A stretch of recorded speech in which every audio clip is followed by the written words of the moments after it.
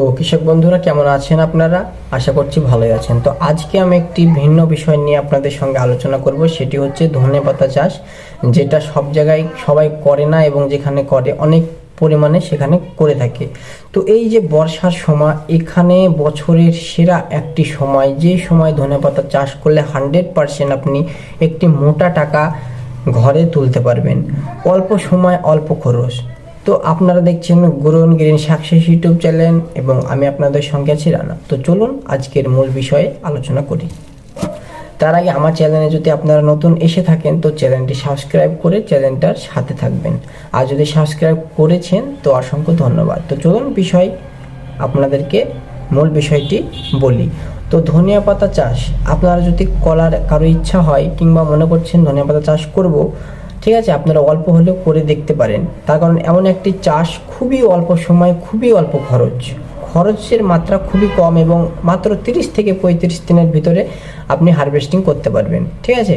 তো চলুন আপনাদেরকে বলি, প্রথমে যেটি করতে হবে সেটি হচ্ছে আপনাদেরকে ভালো মানের একটি বীজ নির্বাচন করতে হবে, যেটি আপনার এলাকায় সব থেকে জনপ্রিয় বীজ, সেই বীজটি আপনি এখানে নির্বাচন করতে পারেন। তারপরে বীজ যখন নির্বাচন করলেন, তারপরে আপনাকে এবার করতে হবে কি, মাটি নির্বাচন করতে হবে কিংবা মাটি তৈরি করতে হবে। কেমন করে?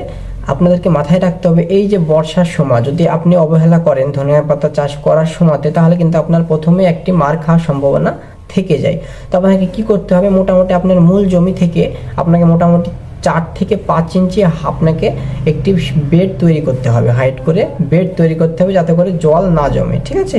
তো মোটামুটি আপনারা এইভাবে বেড তৈরি করে নেবেন।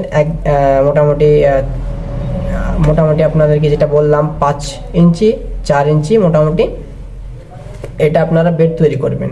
তারপর বেড তৈরি পর্ব গেল, তারপরে আপনাদেরকে কি করতে হবে, এবার দেখুন বেড তৈরি পর্ব গেল, বীজ নির্বাচনের পর্ব গেল, ঠিক আছে। এবার আপনাদেরকে কি করতে হবে, বেডটাকে একটু আপনাদেরকে যত্ন নিতে হবে। কেমন করে?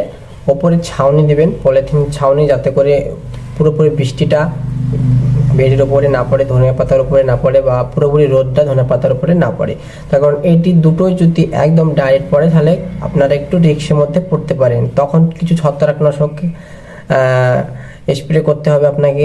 যদি আপনারা ছাউনি দেওয়ার পরে পলিথিন না দেন, তারপরে কিছু কিছু এক্সট্রা জিনিস যেগুলো আপনাকে একটু বেশি বেশি করতে হবে। হ্যাঁ, এমনি ছত্রাকনাশক আপনাকে স্প্রে করতে হবে যদিও, কিন্তু যদি আপনি ছাউনি পলিথিন না দেন, ডাইরেক্ট যদি বৃষ্টির জল অনেক দিন যদি বর্ষা লেগে যায়, তাহলে আপনারা অনেক সমস্যার সম্মুখীন আপনাকে হতে হবে। তাই আগে থেকে আপনাকে সাবধান করলাম যে আপনি ছাউনি অবশ্যই দেবেন এবং ওপরে পলিথিনের শীট আপনি এখানে দেবেন, ঠিক আছে, যাতে করে আপনারা সমস্যা একটু কম হয়ে যায়, বেশি আপনারা সমস্যা যাতে না পড়েন, ঠিক আছে। তো এবার দেখুন বীজটাকে আপনারা মোটামুটি 1 রাত মতো ভিজিয়ে রাখবেন। ভিজিয়ে রাখলে ভালো হয়, না রাখলেও সমস্যা নাই, কিন্তু ভিজিয়ে রাখলে ভালো হয়। ভিজিয়ে রাখলেন, তারপরে আপনাকে বিছিয়ে দিতে হবে গোটা বেডের ওপরে, ঠিক আছে। বিছানোর আগে আপনাকে কিছু সাবধানতা অবলম্বন করতে হবে, যেটি করে আপনারা বীজটা ভালোভাবে অঙ্কুরিত হয়। কারণ বীজ যদি অঙ্কুরিত না হয় তাহলে আপনারা অনেকটা সমস্যার সম্মুখীন হতে পারে। তো বীজটাকে ভালো করে রোদ খাওয়াবেন, রোদ খাওয়ানোর পরে ভিজিয়ে রাখবেন। ভিজিয়ে রাখার পরে শীটের উপরে আপনারা এখানে ছিটিয়ে দেবেন, বেডের উপরে আপনারা ছিটিয়ে দেবেন। দেখবেন মোটামুটি 1 সপ্তাহ, মোটামুটি 5 থেকে 7 দিনের মাথাতে আপনারা বীজ অঙ্কুরিত হতে দেখতে পাবেন, ঠিক আছে। তখন দেখবেন একটা একটা করে বীজ অঙ্কুরিত হচ্ছে, ঠিক আছে। মোটামুটি 15 থেকে 20 দিনের ভিতরে পুরোপুরি যে সবুজ হয়ে যাবে ধনিয়া পাতার পাতাতে দেখতে পাবেন। আপনাদের যে ইটা করা আছে ছাউনির নিচে, আপনারা যদি খেয়াল করেন আপনারা দেখতে পাবেন পুরোপুরি বেডের ওপরে পুরো বুঝতে পারছেন যে এখানে ধনিয়া পাতা আছে। মোটামুটি গাছটা বড় যখন হবে তখন আপনারা পরিষ্কার বুঝতে পারবেন। তো আপনারা কিছু পরিচর্যা এখানে করতে হবে। কেমন পরিচর্যা? আপনারা যখন বীজটাকে রোপণ করবেন তখন কিছু আপনাদেরকে সার দিতে হবে। আপনারা এখানে ব্যবহার করতে পারেন 10-26-26 এবং আপনারা এখানে 14-35 ব্যবহার করতে পারেন। তার সঙ্গে আপনারা ফরাটাস ব্যবহার অবশ্যই করবেন, ঠিক আছে। তাহলে কেঁচো, ঠিক আছে, উই পোকা এগুলো মারা যাবে, নাহলে আপনাদের ধনিয়া পাতা যে অঙ্কুরিত হবে সেটি নষ্ট করে দিতে পারে, ঠিক আছে। আপনারা এটা ব্যবহার করবেন, তার সঙ্গে সার অবশ্যই ব্যবহার করবেন। আপনারা মোটামুটি আপনাদের হিসাব মতো মোটামুটি কাঠায় 700-800, ঠিক আছে, এই একটা মাপ আপনারা ধরে আপনারা এটা সারটা এখানে ব্যবহার করবেন, ঠিক আছে। আপনারা এখানে অন্য কোনো সার দেবেন না। আমি যেটা বলবো ব্যালেন্স সার দেওয়াটাই এই মুহূর্তে সব থেকে ভালো হবে। সেটি হচ্ছে 10-26 কিংবা 14-35, এটা আপনারা এখানে দিতে পারেন, ঠিক আছে।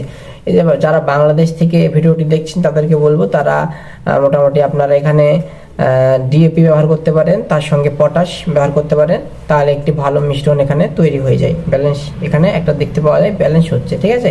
ওটা মোটামুটি আপনারা এটা 300, মোটামুটি আপনার পটাশ 300 গ্রাম ব্যবহার করবেন, আর এখানে ডিএপি মোটামুটি 400 গ্রাম ব্যবহার করবেন, তাহলে 700 গ্রাম এখানে কাঠায় কমপ্লিট হয়ে গেল। আপনারা এইভাবে ব্যবহার করতে পারেন, ঠিক আছে।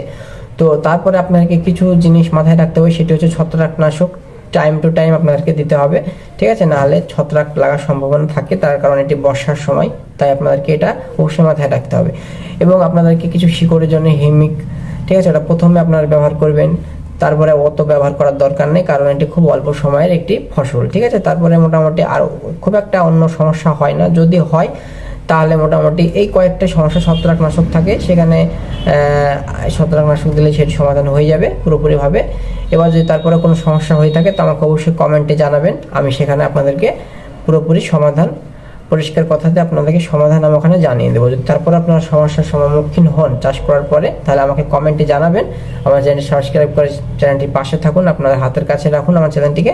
তখন যখন আপনি এই সমস্যায় যদি পড়ে থাকেন, তারপরেও পড়েন, তাহলে আমাকে জানালে পারে আমি আপনাকে কমেন্টে আপনাকে সেটি সমাধান পুরোপুরি বলে দেবো।